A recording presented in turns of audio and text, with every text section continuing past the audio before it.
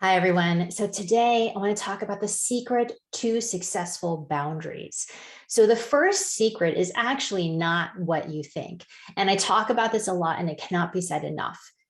Successful boundaries start with you. It starts with yourself. It has to start with you. And when I'm talking about successful boundaries with yourself, this means, are you doing the things that are your top priority every single day? Is your health your priority? You're moving your body, or you're eating nourishing foods. You're getting enough sleep. You're drinking enough water. Are you doing other things that are going to help you, like staying off of your phone, getting off of the scroll, and actually engaging with someone that you care about, or spending time with people that you care about? What are you doing really for yourself to set good boundaries so that you're actually moving your life forward? Are you getting help?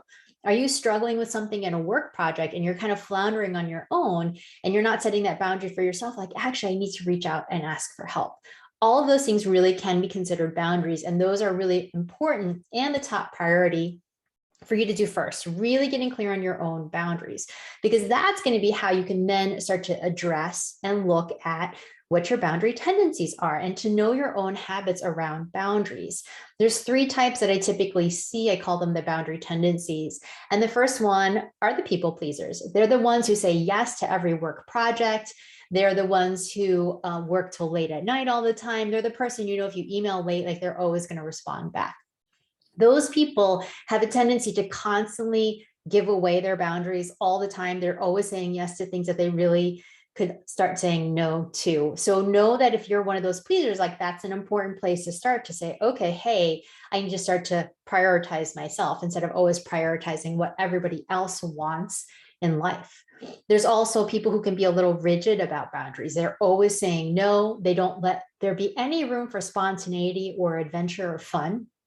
And if you're that kind of person, you might actually feel like you have super strong boundaries, but in fact, the no's are blocking you from really being more open in your life, more spacious, and having some ease and flow in how your day goes. Because the truth is, the world always has something going on. Things are always changing, things are always challenging. So when we can really start to understand how to be with ease and flow and not be so rigid on boundaries, we actually have so much more space. And then there's also some people who tend to violate other people's boundaries, be a little bit, we call them the boundary breaker, who tends to always have like the best ideas and tell you everything that's awesome in the world. And then they also aren't allowing so much space for other people to contribute to them.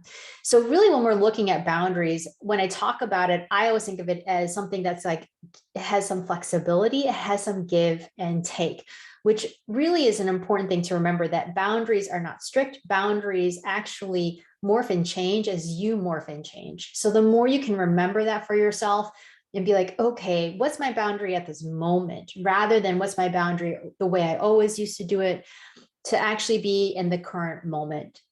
Which leads me to the next piece, which is the other thing that tends to happen that can block successful boundaries is always making it about other people. Boundaries that come from reaction are not clear boundaries. When you're in reaction and you're mad and you're kind of shutting people down, that kind of place is not going to support you to feel really connected and healthy and clear. So when you make it about other people, turn the lens back on yourself. Understand your own habits and patterns, get clear on your own boundaries, and you'll find you'll have so much more success.